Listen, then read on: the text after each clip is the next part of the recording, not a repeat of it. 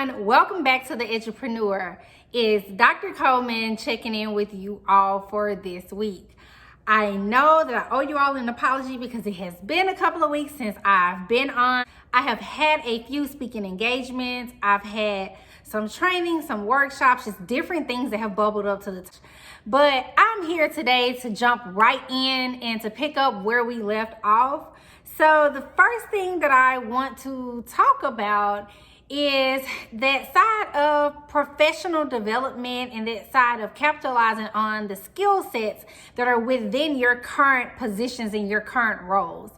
For those of you that know my story, I was able to transition out of the classroom into nonprofits by capitalizing on the skills that I had, the roles and responsibilities that I had, that I did not know could be something else, that could blossom into a completely different side of my career.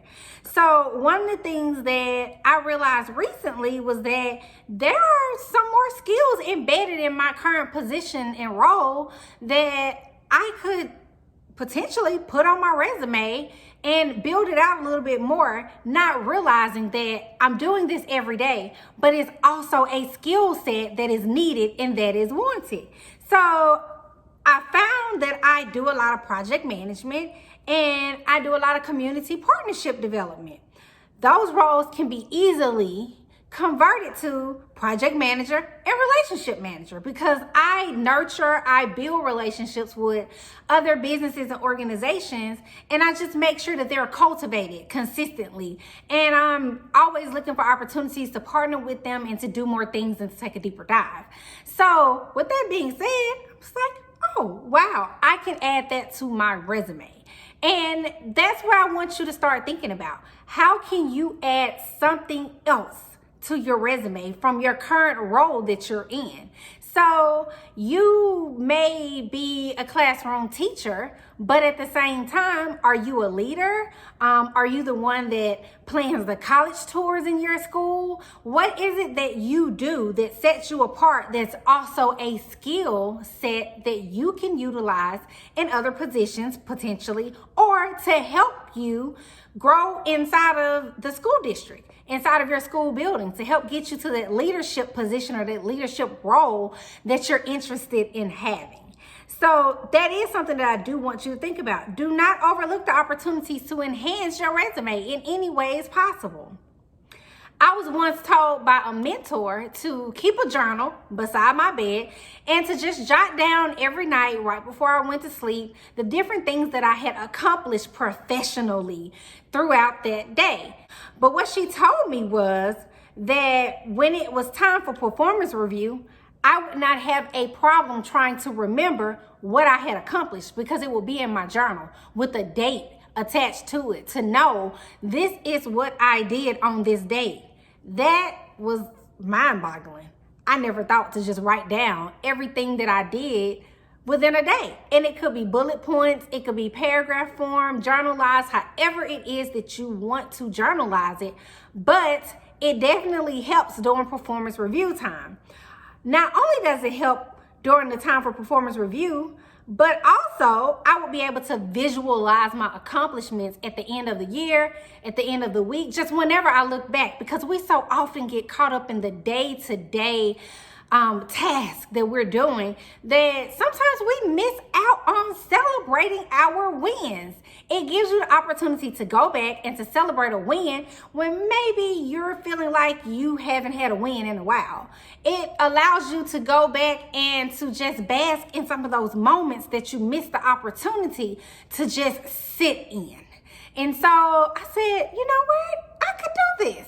And I started journaling what it was that I had done professionally, accomplished, some things that I had not completed, and it made me hold myself accountable for some things, and at the same time, it made me sit in my wins, and that is always a good thing. That doesn't necessarily mean bragging or boasting about yourself, but what it does mean is you are recognizing that you have accomplished something, that you have checked another thing off of your list of things to do.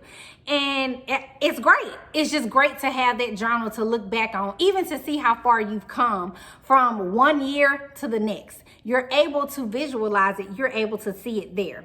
It also helps you to translate your roles and responsibilities into something else on your resume. You're able to build it out a little bit more.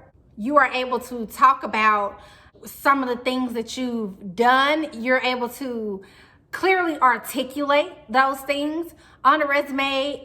Even if you're interviewing for another position, you're able to clearly articulate it. If you are writing your bio for a speaking engagement, you are able to articulate some of your roles and responsibilities. You're even able to go back and pull some knowledge and some wisdom from things that you've done before. So it doesn't necessarily mean that you are searching for your next opportunity, but it could be a way of helping you to be able to clearly articulate some of the things that you're doing, some of the things you're responsible for. And even when you're having those conversations with your supervisor, potentially on bonuses, promotional opportunities, moving into another role, you're able to say, well, this is what I have done, and this is how what I've done relates to this position. Didn't think about it like that, huh? Maybe you did, but if you didn't, then I just dropped a nugget on you. So that was definitely the biggest topic of discussion that I wanted to talk about.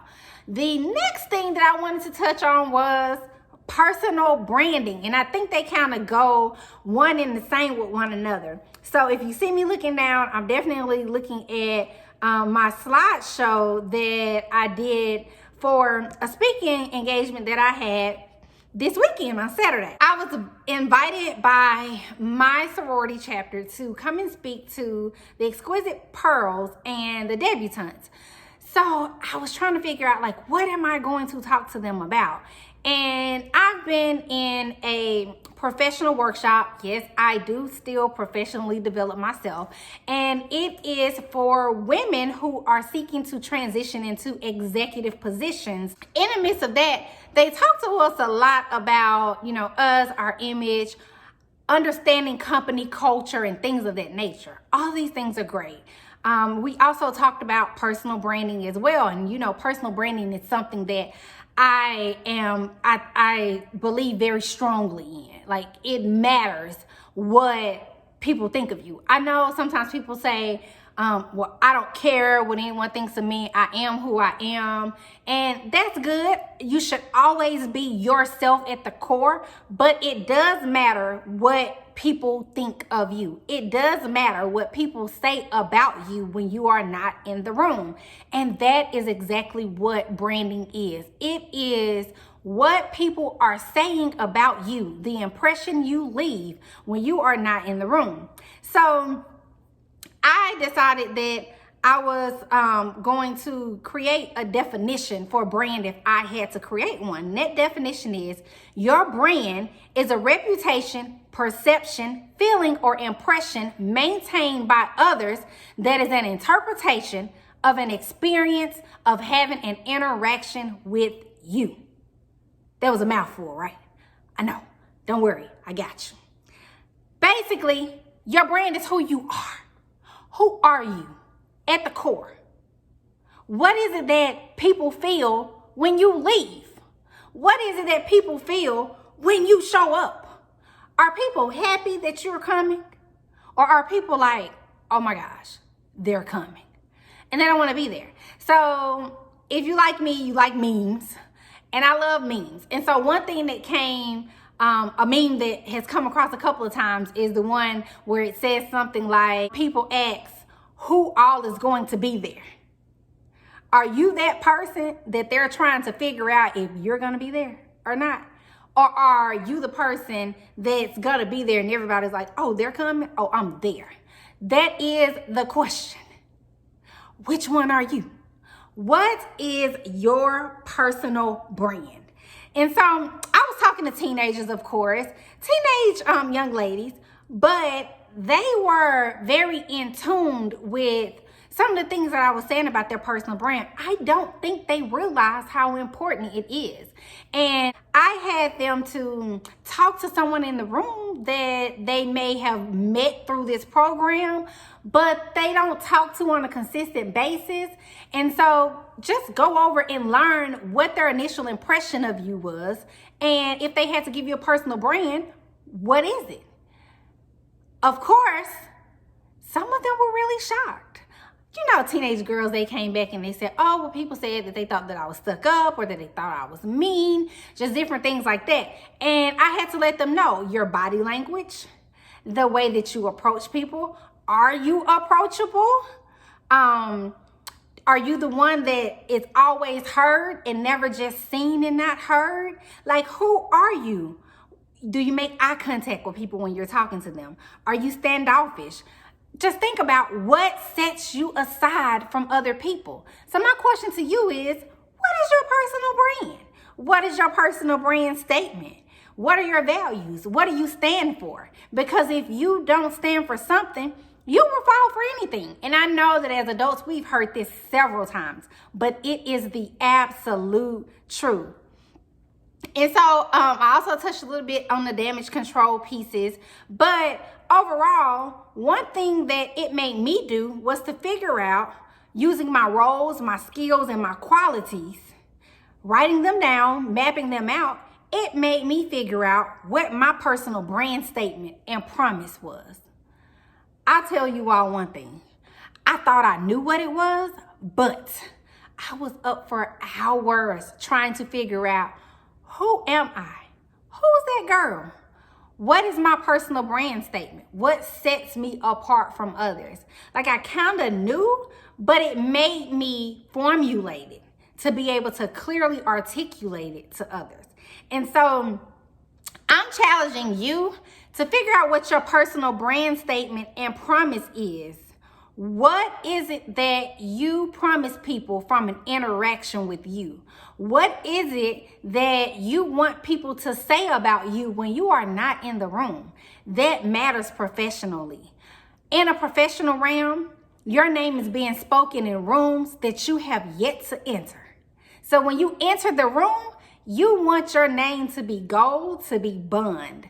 And for people to say, I can depend on them. They are deserving of this promotion. I know the right person to call for this opportunity, and for it to be you. That doesn't mean be fake. That means stand in who you are, be honest, be real, so that people know what they are getting from an interaction with you. And you want people to feel good post interacting with you. So I know you're wondering, what was my personal brand statement and promise that I came up with? I came up with this one.